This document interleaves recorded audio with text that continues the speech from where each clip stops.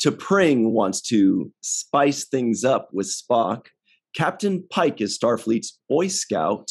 And what's Alpha Braga for?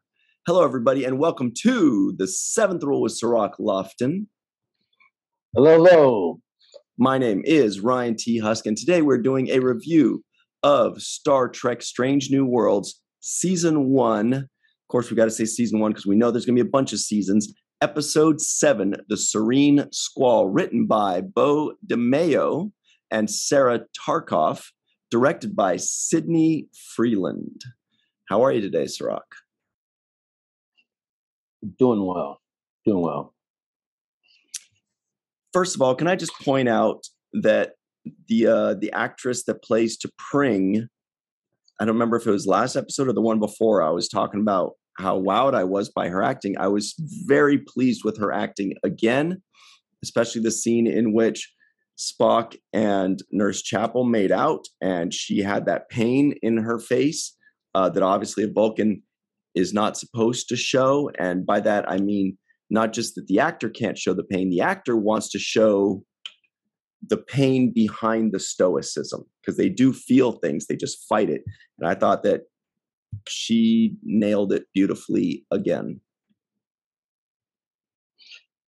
Yeah, she's fantastic at playing a Vulcan. I like the way she plays opposite Ethan on this role. Yeah. I think she's a very good match for him, and they work well together as far as bouncing their Vulcan kind of logic off of each other. I think she has a full grasp of the kind of place that a Vulcan is coming from. So yes, I was also impressed by her. She's also just a beautiful woman. So, you know, to her credit, she the camera loves her, and she looks gorgeous on it. But beyond that, she actually delivers the kind of performance that makes you say, yeah, that's authentic. She's a legit Vulcan, and she's able to kind of pull Spock's card in a way that nobody else is able to, with her kind of I'm your woman / I have the Vulcan same kind of wisdom and approach to the situation. So she is very good at kind of playing this chess game with Spock, this verbal chess game of Vulcan logic and wanting up each other, you know. Yeah. And actually, I guess I'm kind of starting at the end here, but I also thought I was very impressed with the acting of, what's her name, Jess Bush, who plays Nurse Chapel, because in the past we've seen her be snarky and coy and funny and tough, but this was the first time that we really saw her acting vulnerable. And the subtext in the scene between her and Spock, when they were both saying, oh, of course we can't have feelings for each other. Of course we don't have feelings for each other. This is a beautifully written and acted scene, because the audience knows that while they're saying there's no way we could have feelings for each other, what they're really saying is we have feelings for each other. Just kind of like Quark and Odo, when Quark and Odo, they climbed to that mountain or whatever, climbed up that mountain, they almost died. And then, Odo says at the very end, he's like, I still hate you, Quark. And Quark goes, I hate you too, Odo. And we know those fuckers are saying they love each other. And I love it. And that's this beautiful stuff. And this scene had that exact moment, and it was acted just beautifully. I was very impressed by Jess Bush, especially giving us something that we hadn't seen yet, was that emotion under the surface. And she was saying it all in her eyes. But anyway, I know I can ramble on about that, but I was very impressed. Yeah.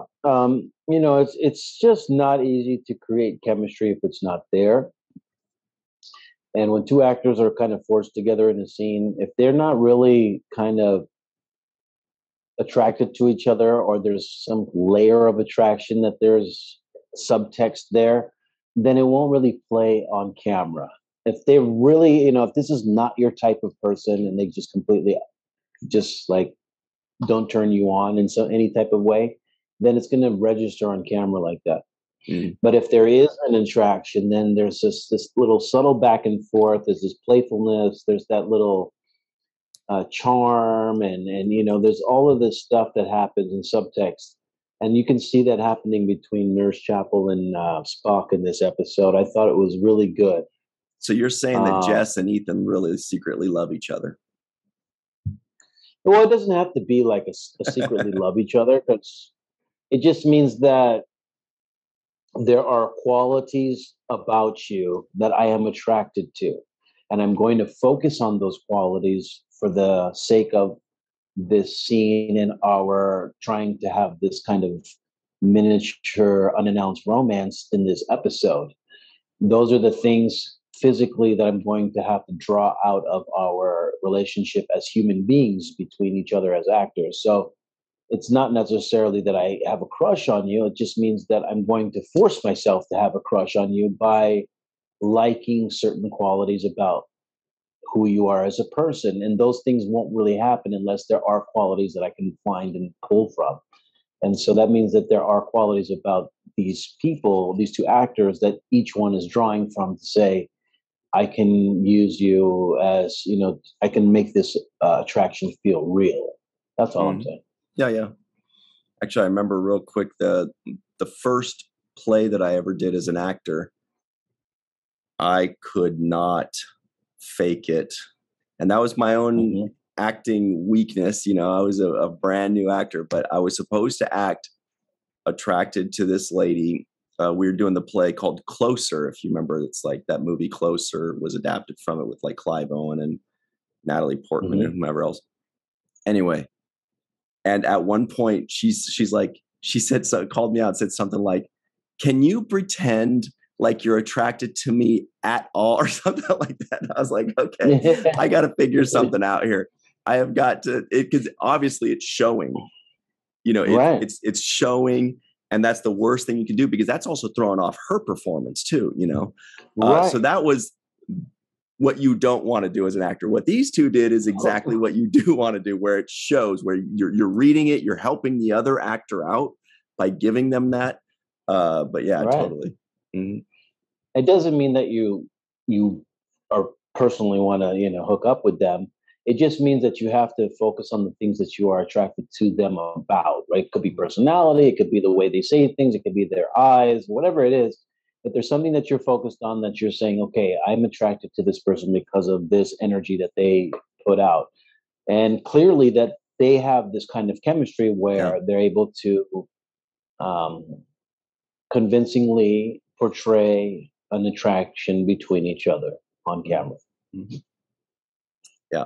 Unless they had a rehearsal like I did and she called them out, but who knows? But anyway, this episode had a lot of really good stuff. I was secretly hoping when they were talking about pirates and we saw some green guys, I was secretly hoping that this would be an Orion Syndicate kind of thing. An Orion Syndicate. What we got was one Orion, and maybe this other green guy might be an Orion, but he doesn't really seem like he is. But the acting captain was clearly an Orion, because he gave it away when he said it's an Orion dish or something like that. So we got that one thing, but I was secretly hoping there was more to it than just a bunch of space pirates. I wanted it to be the Orion Syndicate. Maybe it is. Maybe we're going to find out. They're doing a very good job of making these episodes appear as one-offs. Even the Gorn episode, this particular episode. And if they do end up recalling some of these plot lines and storylines and kind of weaving them back later on in the future, that's going to be kind of a brilliant move by them, because they left it feeling like it's just a one-off and, we're on to the next thing. But if they come back and reintroduce the Gorn and kind of continue some of those storylines, it'll be a kind of version of serialization that we really haven't seen before, kind of a touch and go kind of tapestry of serialization, where it's not consistently, but it's more like, here's one thing, and we'll go back to it later, and then we'll go away from it again, and then we'll go back to it again. So they could potentially do that with this show, but they're leaving the episodes kind of stand alone at this point. So like I feel like I watched this episode and now I've been watching another episode. This was to me like the pirate episode, or Yep, exactly. It was just like, okay, this is the pirate episode, this is the mutiny episode, this is the that one kind of one-off episode. They needed to address a little bit of Spock's relationship situation with T'Pring, so they touched on that as well, because they have to close that, right? Because we know Spock is not going to end up with her in the long run, because he's a soloist essentially. But they have to keep that storyline either available or closed for its finality. And so they kept it available. And I liked some of the things that they did in this episode. I saw Captain Pike say to Ortegas, I think he called her Erica. Did he say that to her? Yeah, Erica. He was like, Erica, take us close. It's like, Erica, take us closer. And I don't know, there was something special about just hearing the first name, just the first name basis of the kind of familiarity between Captain Pike and Ortegas. I like the way he just said, called her by her first name in that moment. Yeah. Nice person. So they're developing a lot of the storyline. They're developing a lot of the different storylines.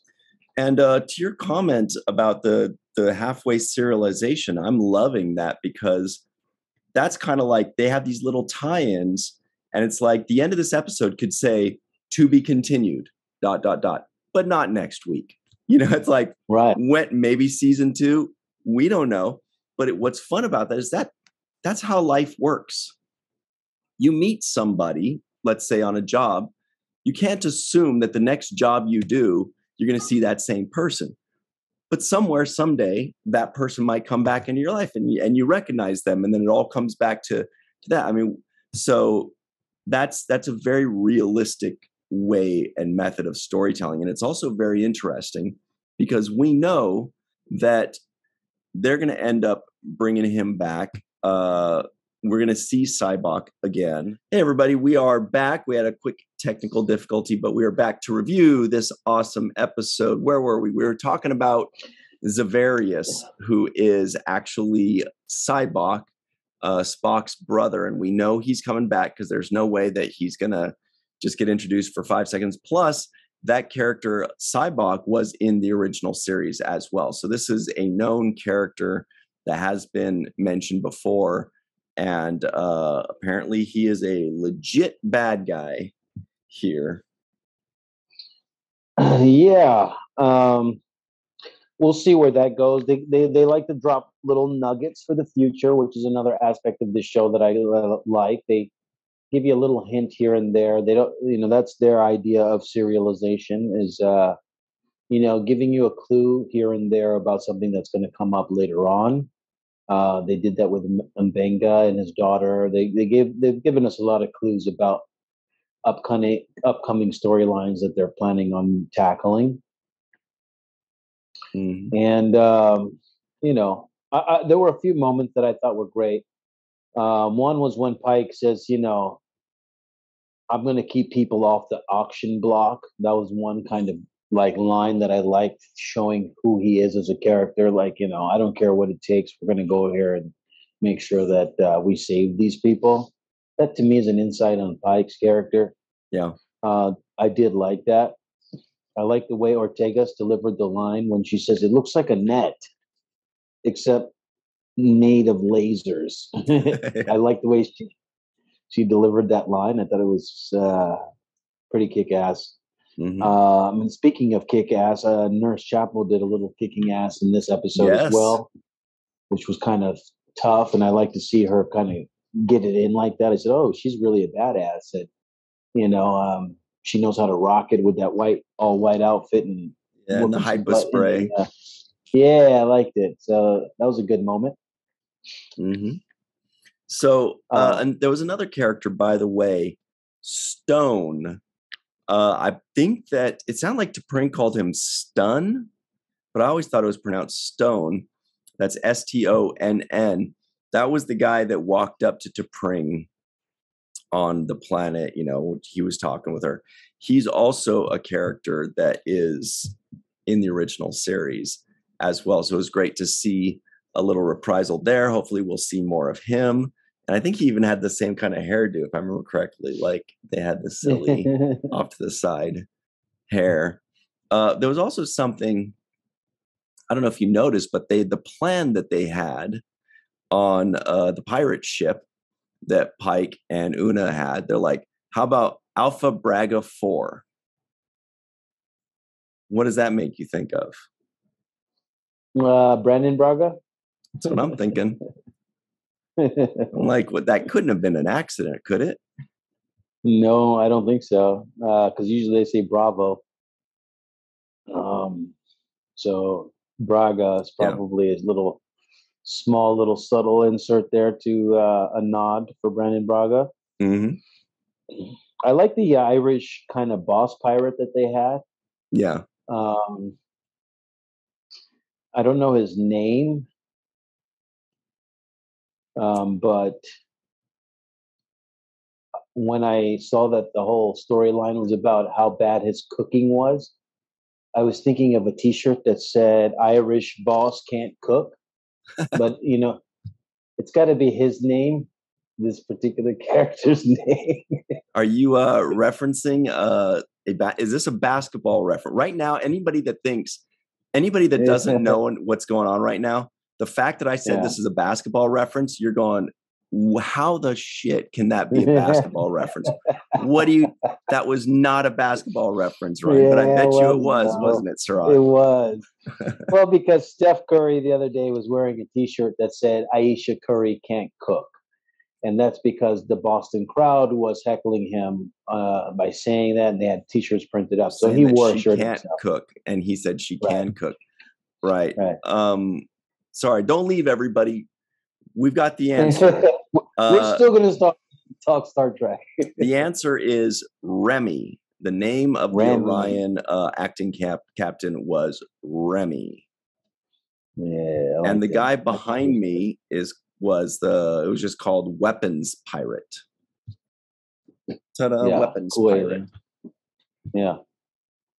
Yeah, but I liked Remy. He definitely had the Irish accent. He had the Irish beard and the big Irish straggly hair. Yeah. He's probably played a pirate in a bunch of movies. And they're like, could you play the same kind of character, but with green on your face? And he's like, yep. Yeah, I do a little. I liked him. He reminded me of like these old school characters. But here's my little rendition of the guy. You see him? There he is. Oh, nice. Very nice. He said in this episode, he says, "I know what I'm doing," and I was like, "Yeah, okay." Famous last words. Mm-hmm. I know what I'm doing. Sure. Didn't seem like it. Yeah. I did also like. I always love it when we get to visit a planet and we see like the background and the scenery and all that kind of stuff. And it was really cool to see that prison planet or rehabilitation planet, I think is what it was called. They called it a criminal rehabilitation center for Vulcan criminals, where they're like, they just meditate and paint stuff and then they're all better. And we're like, yeah, but what about Cybok? And they're like, we do not speak of Cybok. There was a moment here where I felt like I was watching one of those old MacGyver episodes. Nice. Where he has to cut the blue or the red wire. It's like defuse the bomb, and the bomb's ticking. It's like a Die Hard thing. Yeah. And it's 5 seconds left, and that's they're how like, pick one. Just pick one. Pick one now. Yeah, and he's like, pick one. Snip. Yeah. That was a little bit of Spock in this episode, kind of like, pick which one. Which one do we hit? And he's like, little bit of that moment in this. I did like the diplomacy aspect of Captain Pike trying to invite them to dinner and the whole cooking and let's eat together and break some bread. I thought that showed a good sign of diplomacy and just like it was a good gesture of goodwill, in my opinion, to like try to build a bridge or a connection with these people who think you're their enemy. And this person who played Dr. Aspen, aka Captain Angel. Yeah. Her name is Jessie J. Keitel. Right. I thought the Dr. Aspen character was really good, especially opposite Spock's character. I thought that the interplay between them, kind of the luring Spock and getting under the Spock's radar and into the comfort zone, was well done by this performance. Because at the end, when the line came up about Spock says Vulcans are not swayed by emotions, and Dr. Aspen says, "Yeah, really? Because this whole time you've been like playing with your Right. emotion." And I love that whole line about like, you think you're so smart, you think you're so clever, but I've been playing you this whole time. I thought that was a good kind of nemesis for Spock in that moment. Right. Also, not to bring this up too early, but our buddy Don Crandall mentioned something on about the actor. Let me check. He said, there it is. He said that, where is it? So sorry. Guest star Jesse James Keitel is said to be a distant relative of movie star Harvey Keitel. There it is. Yeah. Yeah. So that's pretty cool. Is there another Keitel out there? Nope. Do tell. Keitel. Yeah. There's a Keitel Win. No, that's not that. Definitely not that. That was embarrassing. Definitely not that. Let me tell you what else. We'll strike that. Strike that from the record. Please. So here's the Don Crandall trivia since we're on it. He said Spock's Kolinar ritual was seen in Star Trek The Motion Picture. This is when a Vulcan officially purges all emotion and maintains total logic. Spock failed, though, and backed out of the ritual, not yet ready to purge all emotions at the time. They talked a lot about that in this episode. Also, he says, great recreation of the original series Jeffries Tube, seen in many episodes. It's named after Matt Jeffries, one of the main set designers on the original series.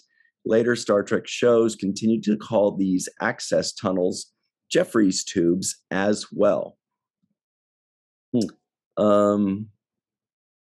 says, fun tidbit, you can see Jess Bush's tattoos on her wrist and fingers in this episode.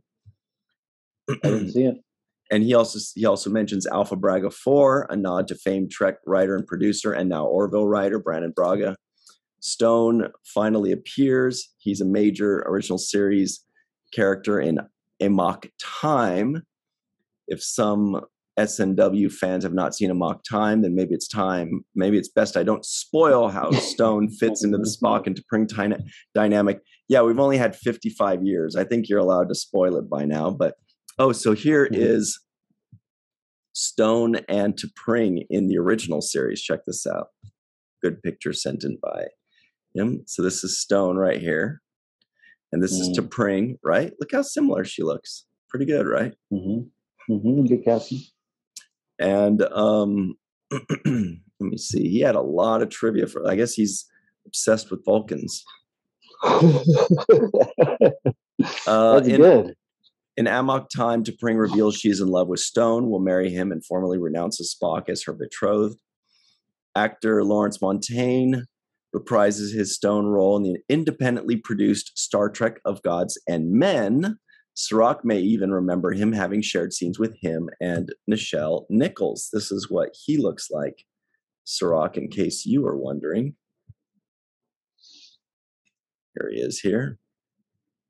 I don't know if you remember him on set that day. Yeah, absolutely. And let's see, there's more of this stuff. And then Vatage Couture is a term we learned in Star Trek Enterprise episode Fusion and Stigma, meaning Vulcans who reject logic and embrace emotion. They're considered outcasts and a disgrace to most Vulcans. And today's big takeaway is the reveal of Sybok. Sybok was the Vulcan villain in Star Trek V, The Final Frontier, Spock's emotional zealot half-brother. This is what I was hoping for. He's got a picture of Sybok for us. Boy, Don Crandall's just doing all our work today. Boy, oh boy, look at this. Here's Sybok. smiling and acting like, hey, emotions are cool, man. Let's have fun with it. And the new Tesla truck is going to be called the Cybok.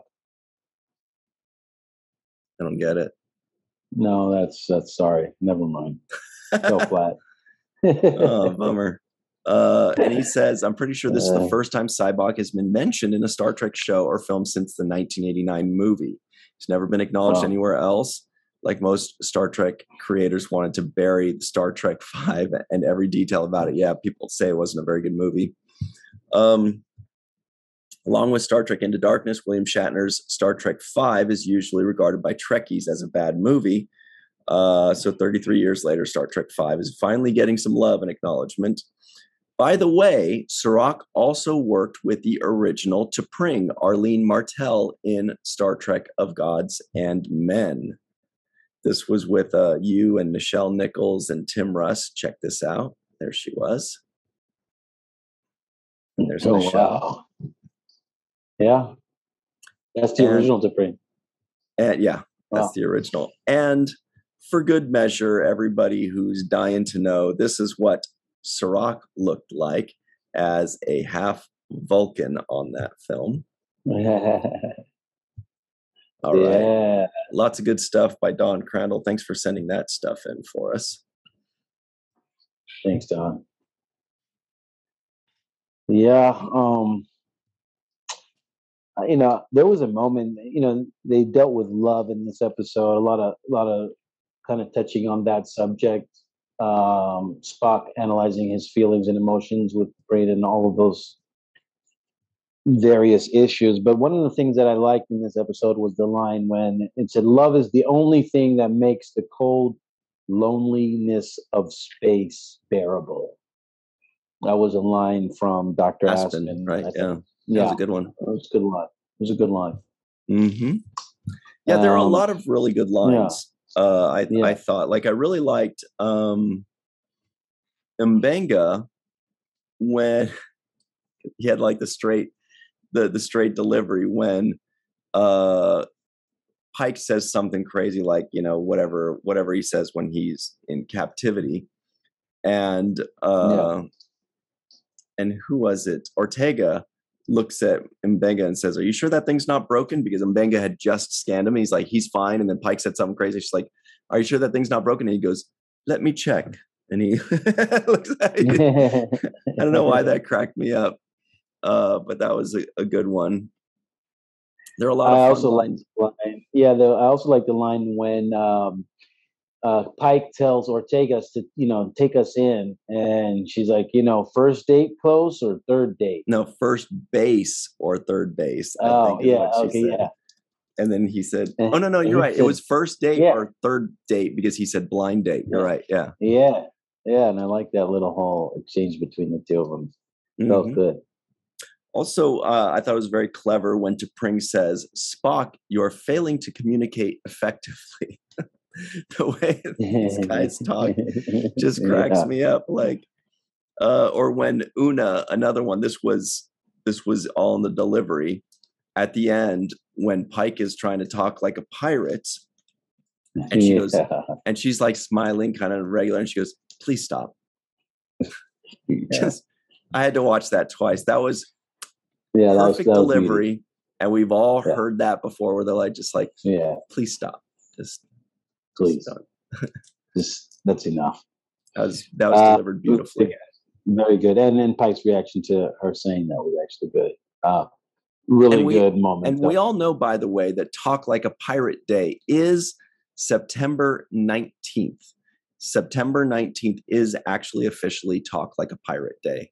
So they actually released this episode on Captain Picard Day. Happy Captain Picard Day, everybody, by the way. But everybody knows that September 19th is... everybody knows that. I mean, it's literally a well-known thing. Yeah. Let me ask you something, because this is something that caught my eye in this episode, and this is probably one of my final comments on it. But when I was watching them in the meeting room or whatever it was, I noticed that when they're in warp, that the lights on the window outside, you can see the light streaking by in a certain type of way, right? It's like like they're streaking. The lights are streaking as if they're more right. And I don't remember seeing that visual effect before. And has it been before? Is this the first time they're using it, or what's the? I don't remember it standing out to me. Yeah, that's where they're in warp, or that's when they're in warp. Then you just see the stars streaking by. That's the only time, anytime you're stationary. I don't remember what point did they start that concept of. Because I remember them doing it, for example, they're like engage, and then they go into the graphic where it slows and then it beams out and you see all the lines. That I get. But I'm talking about actually where you're inside of the ship and you're having a meeting and you can look out of the window. Yeah. And the streaks are there out of the window. And I don't remember, I don't know at what point that became the thing. That was basically what I it wasn't on DS9. I can't be because Deep Space Nine, you guys were on a stationary station. Right. Was it on? It was certainly on Next Generation. Before that, I can't remember specifically it being on an episode of the original series. I can't picture it specifically. So maybe it wasn't there in the original series, but it was certainly there in Next Generation and possibly before. But yeah, very rarely on Deep Space Nine because the station wasn't going. So the only time they would show it would be on the Defiant, but I don't remember any scenes on the Defiant where they were looking out the window, Okay. Yeah. Yeah, I had a question. Like, when has this been going on? How long has this been going on? Nobody. How long has this been going on? That's the one. Yeah. Okay. Good stuff.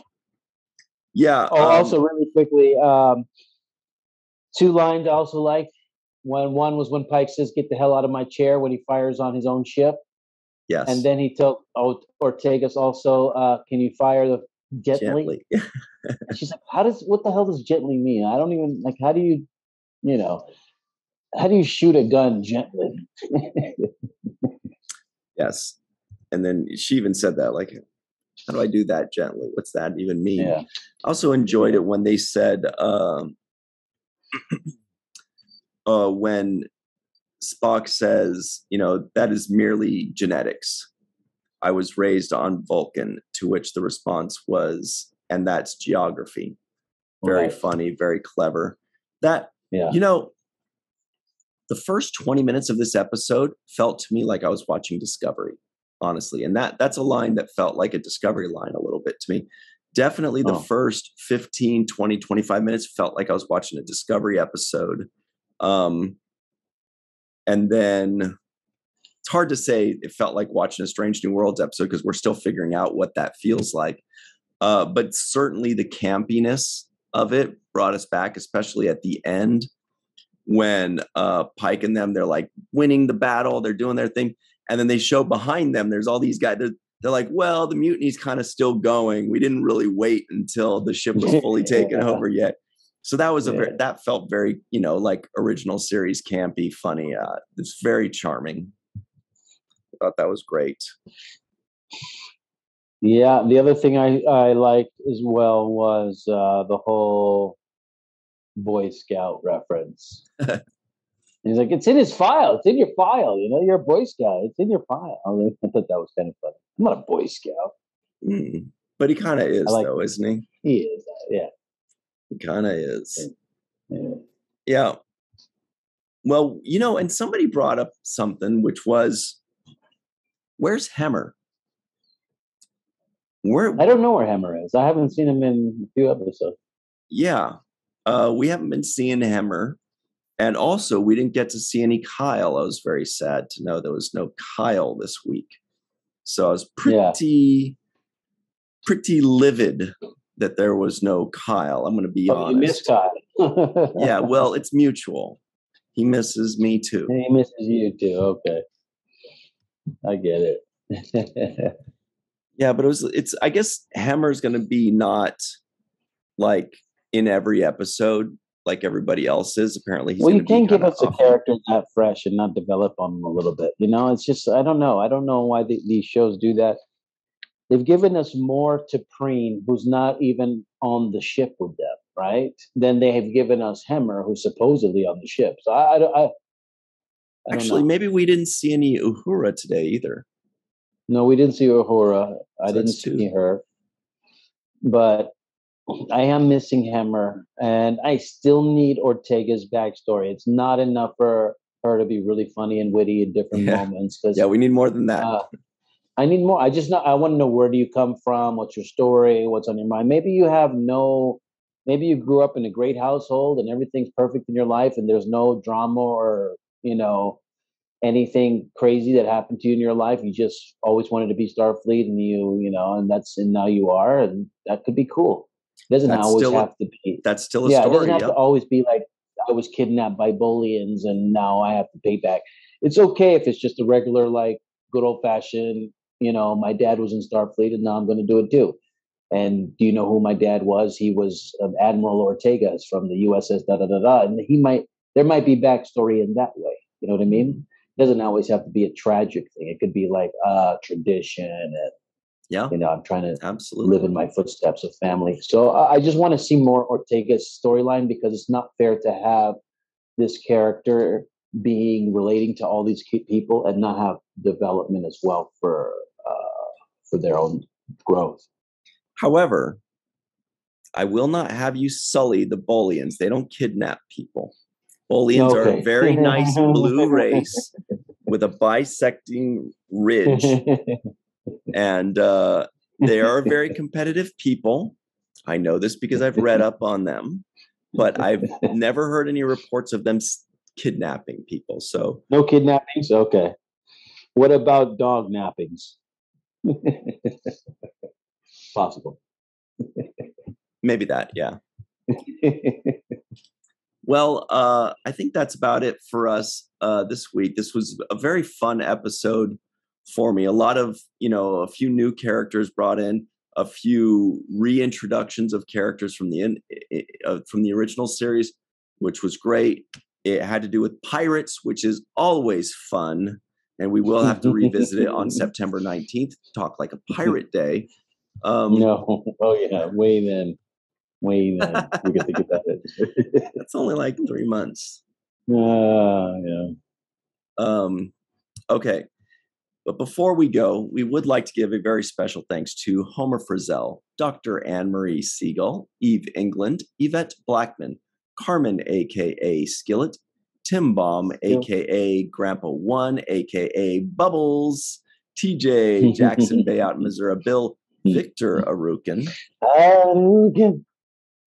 Dr. Stephanie Baker, Mike Gu, Justine Norton Kurtzen, Neil Akasaka, DQ, Joe Balsarati, Erica Strom, Anil O. Palat, Rex A. Wood, Anna Post, Tierney C. Dieckmann, Dr. Mohamed Noor, Darlena Marie, John Mann, Titus Mohler, and of course, everybody knows and loves Dr. Susan V for Vendetta, Gruner. Yeah. Wasn't that a movie, V for Vendetta? I think it was, right? Yes, it was. All right. Well, this has been great fun. I'm really sad that there's already only 3 episodes left. I wish that there were 26 episode seasons, because I want to see 26 episodes of this every week coming in. But we're gonna have to wait like 2 years for this. Yeah. This is gonna take forever. But they're all right. They're gonna stretch out they're gonna prolong the good times. So let's go along for the ride. Mm-hmm. See where they take us. Yeah. All right. See where they take us, Ortegas. Thank you all very much for joining us. And until next time, always remember the 7th rule. By the way, sorry about my throat. I'm a little ill, everybody. Sorry. See you next time.